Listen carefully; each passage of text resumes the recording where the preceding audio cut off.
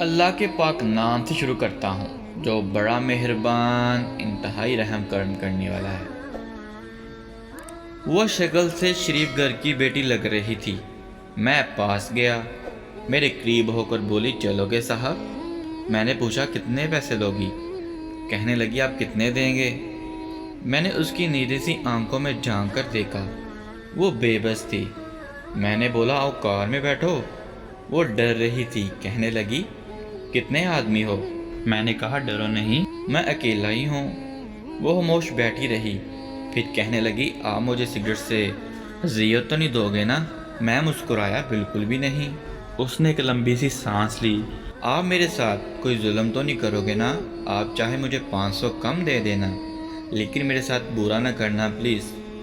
وہ بہت خوبصورت تھی، معصومیت اس کی باتوں سے ٹپک رہی تھی، پھر بھی خدا جانے وہ کیوں جسم بیچنے پر مجبور تھی۔ وہ نہیں جانتی تھی میں کون ہوں۔ میں نے پوچھا کھانا کھایا ہے؟ کہنے لگی نہیں۔ میں نے ہوٹل کے سامنے کار روکی، ہوٹل والا مجھے جانتا تھا۔ اس نے جلدی سے کھانا پیک کیا، مجھے دیا۔ میں کار میں بیٹھ گیا آ کر۔ میں اپنے آفس کی طرف چل دیا۔ چوکیدار نے دروازہ کھولا، کار پارک کی۔ رات کے 11 بج رہے تھے۔ وہ مسلسل میری طرف دیکھی جا رہی تھی۔ میں نے کھانا پلیٹ میں ڈالا، اسے کہا ہاتھ دھو لو۔ وہ کہنے لگی میں نے کھانا نہیں کھانا۔ میں نے پیار سے کہا ڈرو نہیں، کچھ نہیں ہوگا۔ وہ ہاتھ دھو کر آئی، میرے سامنے کرسی پر بیٹھ گئی اور کھانا کھانے لگی۔ جب کھانا کھا لیا تو کچھ کھانا بچ گیا۔ وہ کہنے لگی میں اس سے گھر لے جا سکتی ہوں؟ میں مسکرایا بالکل بھی نہیں۔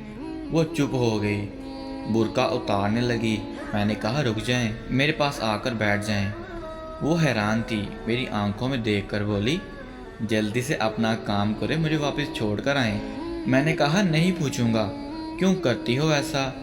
کیوں بیچتی ہو اپنا جسم؟ بس اتنا کہوں گا، چھوڑ سکتی ہو کیا یہ سب؟ وہ میرے چہرے کی طرف دیکھنے لگی۔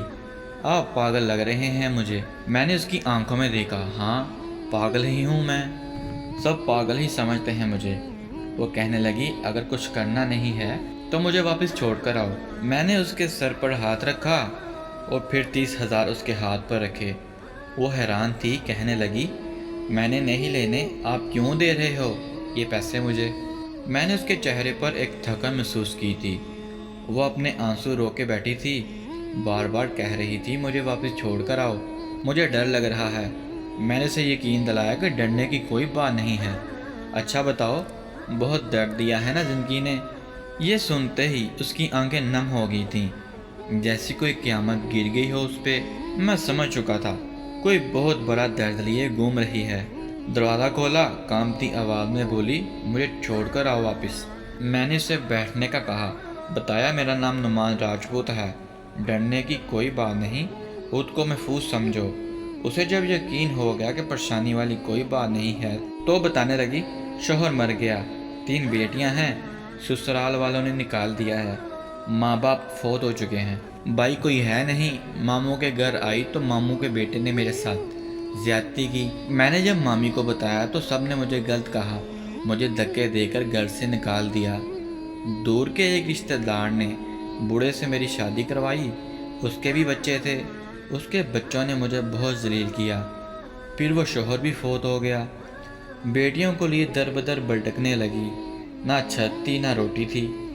سڑک پہ کھڑی تھی، ایک صاحب آئے، کہنے لگے 1 گھنٹے کا 5,000 دوں گا۔ نہ چاہتے ہوئے ماں کی ممتا حالات کی ستائی ہوئی، کیا کرتی، آہٹ چل دیا۔ اب ہر روز جسم بیچتی ہوں، گھر کرائے کا ہے، بیٹیوں کو اکیلا چھوڑ کر آتی ہوں، کیا کروں؟ بہت بار سوچا خودکشی کر لوں، لیکن بیٹیوں کو دیکھ کر ہمت ہی نہیں ہوتی۔ وہ رو رہی تھی، میں زمانے کی بے حسی محسوس کر رہا تھا۔ اس کے سر پر ہاتھ رکھا، اسے کہا نعمان تمہارا بھائی ہے، آج سے اپنی بیٹیوں کو لو، میرے آفس کے اوپر والے ایک روم میں رہو۔ وہ یقین نہیں کر پا رہی تھی۔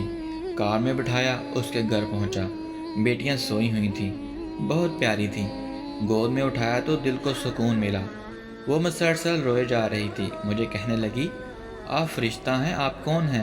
میں اسے اپنے آفس لے آیا، دعائیں دینے لگی جولی اٹھا کر، نہ جانے کتنی دعائیں دیتی رہی۔ میں نے اسے کہا جا کر سو جائیں۔ پھر میں اپنے آفس روم میں گیا۔ میرے سامنے وہ چہرہ گزرا جو ایک لڑکی اپنے شوہر سے جھگڑا کر رہی تھی۔ اسے کہہ رہی تھی مجھے طلاق دو، تم کو میری قدر ہی نہیں ہے۔ وہ اپنا گھر جلا رہی تھی اپنی بیوقوفی کی وجہ سے۔ وہ بیچاری کیا جانے زمانے کے ظلم کیا ہوتے ہیں، زمانے کا ڈسنا کیا ہوتا ہے۔ میں بتانا چاہتا تھا اپنا گھر جان بوجھ کر اجاڑنے والی لڑکیوں کی طلاقیں لینا آسان ہے، اس کے بعد جینا موت ہے۔ کبھی ساس کا رونا، کبھی نند کا سیاپا، کبھی جٹھانی سے لڑائی، یہ ہر گھر کی بات ہے۔ اس کا ہرگز مطلب طلاق لینا یا گھر اجاڑنا نہیں ہے۔ کم عمری میں میرے سر کے بال سفید ہو گئے ہیں۔ ہزاروں آنکھوں کے آنسو دیکھ کر اپنے گھروں کو آباد رکھو۔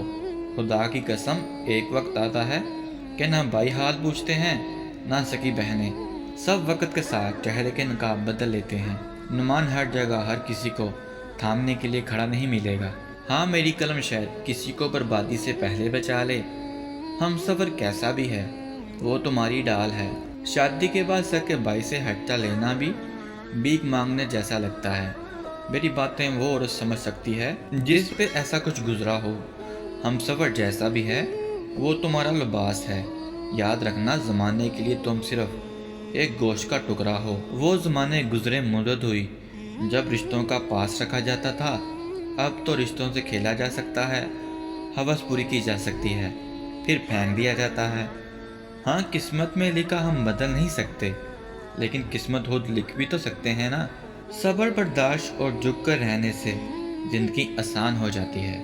نہ جانے کتنی عورتیں صرف اس لیے گھر اجاڑ لیتی ہیں کہ اس کا شوہر اس کو ٹائم نہیں دیتا۔ ہاں شکوہ کرنا درست ہے، لیکن کیا گارنٹی ہے اس کے بعد زندگی میں آنے والا اس سے بھی زیادہ برا ہو۔ صرف ایک زندگی ہے، اس کو محبت پیار سمجھداری کے ساتھ گزار لو۔ میں اس معاشرے کو معاشرہ نہیں کہتا بلکہ بدبودار سماج کہتا ہوں، جہاں جگہ جگہ پر لٹیرے کھڑے ہیں۔ میں آخر میں ایک بات کہوں گا، اگر تم کو پیٹ بھرنے کے لیے چار دیوار سے باہر نہیں جانا پڑ رہا، اگر تم کو جسم نہیں بیچنا پڑ رہا، اگر تمہارے سر پر چادر ہے، اگر لوگ تمہارا سودا نہیں کرتے، اگر تمہارا دامن پاکیزہ ہے، اگر تم رات کو محفوظ پناہ گاہ میں سوتی ہو تو نہ کرنا برباد اپنا آشنا، ورنہ روندی جاؤ گی، نوچ لی جاؤ گی۔ جو طلاق لیے بیٹھی ہیں پوچھو ان سے، وہ سوچ رہی ہوتی ہیں نہ جانے کتنے بچوں کے باپ کی ہم سفر بنوں گی، نہ جانے وہ کیسا سلوک کرے گا، اور پھر ساری زندگی یہ تانا سنتے گزر جاتی ہے اتنی ہی اچھی ہوتی تو طلاق کیوں لیتی۔ خیر وہ لڑکی الحمدللہ محفوظ ہے، لیکن وہ روتی ہے زمانے کی بے حسی پہ۔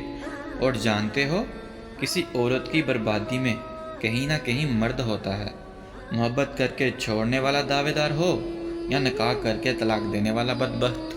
عورت خدا کی قسم میرے معاشرے کی زنجیروں میں جکڑی ہوئی ایک قیدی ہے، کبھی باپ کی پگڑی پر لٹ گئی تو کبھی ساس کے زہر آلود لہجے پہ، کبھی شوہر کی انا پہ ہاک ہو گئی تو کبھی اولاد کی وجہ سے۔